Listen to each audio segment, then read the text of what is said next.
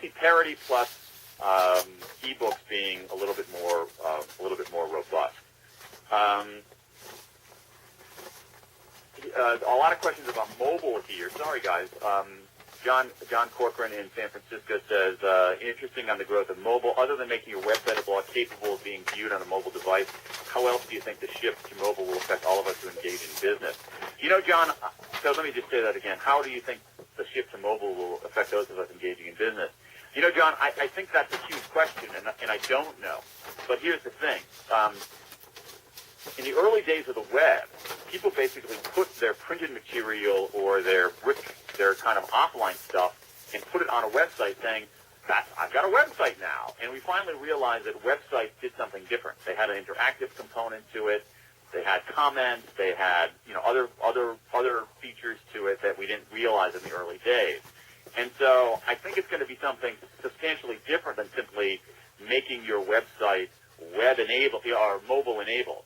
I think it's going to give rise to different kinds of offerings in the marketplace. And I don't know what those are, but I think it's important for those of us, and I'm wrestling with this myself.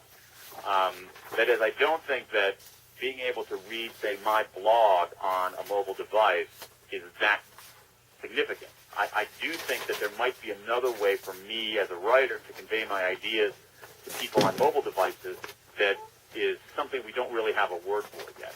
So it's a great question, and I think it's the $64,000 question right now. Liz Guthridge, here we go. Liz Guthridge, a graduate of Northwestern University, I might add.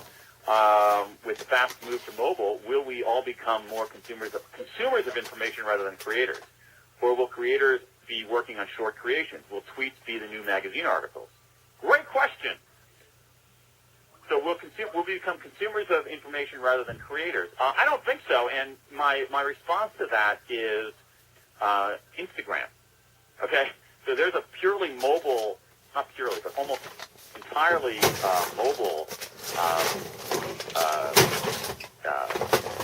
entity where people are actually creating information rather than merely consuming it. If you look at something one of my daughters uses, which is a thing called SnapPop, I think that's the name of it, where you can basically take a photograph, send it to someone, but the photograph displays for only a limited amount of time, so it disappears after 10 seconds. Those are people who are creating rather than simply consuming. So I don't think that that's going to be much of a change. I do think Liz's other question is, will creators be working on short creations? Yeah, I think so. Just look at tweets. And just look at how tweets have become a way to convey information and ideas and arguments and emotions and stories. So I do think that there's going to be something akin to that on mobile, that there's going to be super short creations, whether it's videos that are 10 seconds or something akin to tweets. I think that's a really good, really good insight here. Mark from Omaha asks,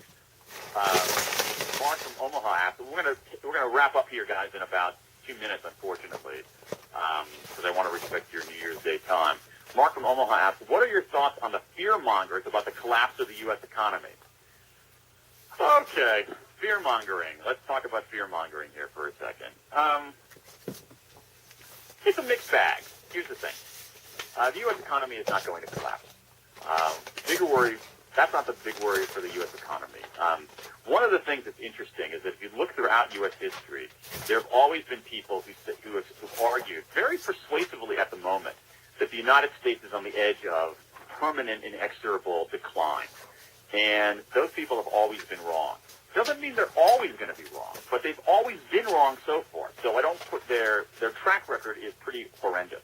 I remember back in the 1980s when people said Japan was going to eat our lunch and that we were going to basically become Japan's, ugly younger brother. And now look at Japan, and now look at the relative performance of the United States. People speculated that the EU, the European Union, was going to rival the United States, and we were going to become subsidiary to the European Union. Don't think so anymore. Here's the thing. There are two things that we should be fearful about in the U.S. economy. There are a lot of things, but there's two things that we should be fearful about in the U.S. economy, sources of genuine fear. If you look at the work of Robert Gordon, the economist at Northwestern, he has some very persuasive arguments showing that we might be entering a period of low growth. Not a period of collapse, but a period of very slow growth. If that's the case, that's alarming for this country because slow growth affects us on a number of different dimensions. It affects our budget because there's less taxation. It affects job growth, obviously. It affects social mobility. So if he's right about that we're entering an era of slow growth, that's a less pernicious problem than a collapse, but it is an insidious problem and one to deal with. The other big problem in the United States, and the one that I'm most concerned about, which I alluded to a moment ago, is social mobility.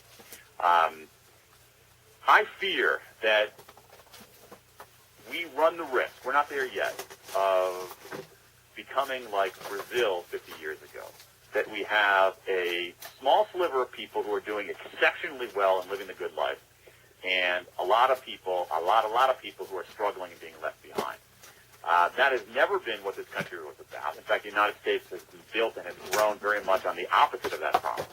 And so, if you look at some of the trends in social mobility, that who your parents are and how much money your parents have and what education your parents have determines whether you're going to get a good education or whether you're going to be a contributor in the economy.